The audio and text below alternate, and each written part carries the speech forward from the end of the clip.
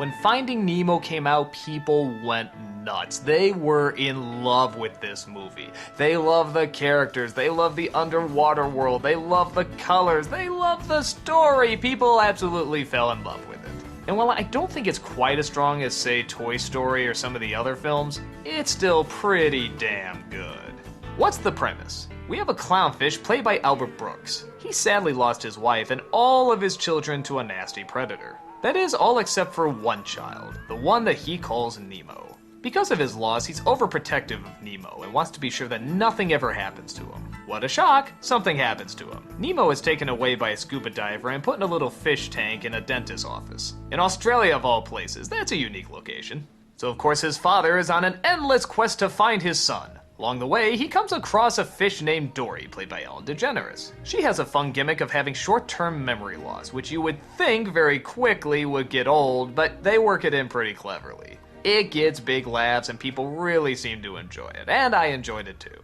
They come across other characters like menacing sharks, schools of organized fish, the list goes on. Nemo as well comes across a bunch of interesting characters. A group of various fish who try to figure out a way out of their tank and back to the sea. Their plan is so creatively out there that it's impossible not to actually think it might friggin' work. But they have to go quick because Nemo might be in danger of being given to the dentist's daughter. A crazy looking little child who has a habit of shaking her fish to death. Now that's a face only a mother can love.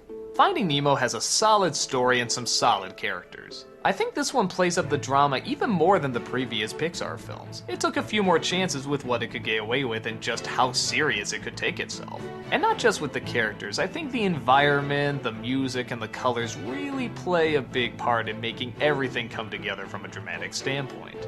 The sea is a very dramatic, mysterious place, with many dangers and many allies. It's a great adventure that has just the right story and characters to help it pay off. At times, maybe it can get a little too dialogue-y. I mean, come on, you know the lesson in the first 5 minutes, and yet they still kind of keep hammering it in. But it's not a bad lesson. In fact, it's one that's really more for parents than it is for kids. That's kind of different. And again, give kudos to these movies for actually making lessons for adults and not always for children. You don't see that very often. I like kids' films that do that.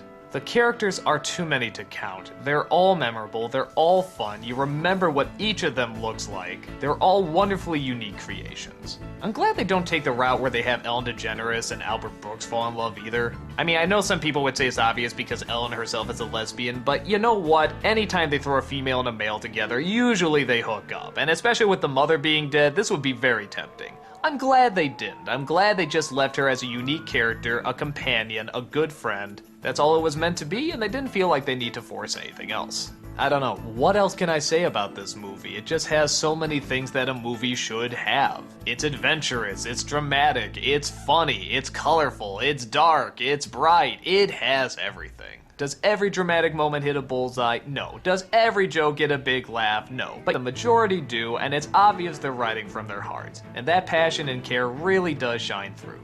Good characters, good story, good morals, good visuals. What else could you need? Finding Nemo is a thrilling adventure under the sea.